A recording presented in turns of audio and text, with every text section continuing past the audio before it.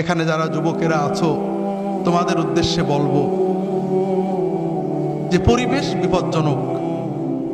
সারা বিশ্ব তোমাদের বিরুদ্ধে ষড়যন্ত্র করছে যেন তোমরা ঈমান হারা হও, খাও দাও পার্টি হয়ে যাও, তোমাদের চেতনা না থাকে, যেন তোমরা তোমাদের দেশের অর্থনৈতিক আগ্রাসন মেনে নিতে পারো। তোমরা যদি কখনো ওদের দেশে যাও ওদের মতো হয়ে যেতে পারো, তোমাদেরকে সহজে ভুলিয়ে দেওয়া যায়, এই পর্যায়ে নেওয়ার জন্য ব্যাপক ষড়যন্ত্র।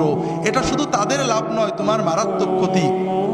যুবকেরা শোনো, আল্লাহ তাআলা আমাদের যে দেহটা বানিয়েছেন, জন্ম থেকে 25 বছর পর্যন্ত গ্রোথ বলক, এই সময়ে কি পড়ে বোঝা যায় না। আর এই সময়ে যে ফুর্তি আনন্দ, এটা কোনো আনন্দ না, এটা অস্থিরতা। জীবন শুরু হবে 25-এর পরে।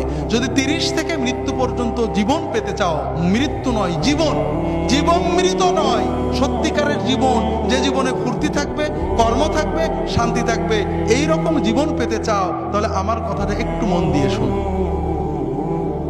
আল্লাহ তাআলা যে নিয়মে বানিয়েছেন, প্রকৃতির সাথে যুদ্ধ করে আমরা জিততে পারবো না, আল্লাহর প্রকৃতিকে মেনে নিতে হবে।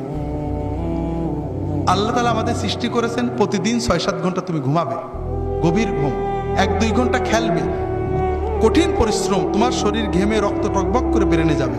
ফুটবল, হাডুডু, ব্যাডমিন্টন, ভলিবল, দৌড়, সাঁতার, এগুলো খেলতে হবে।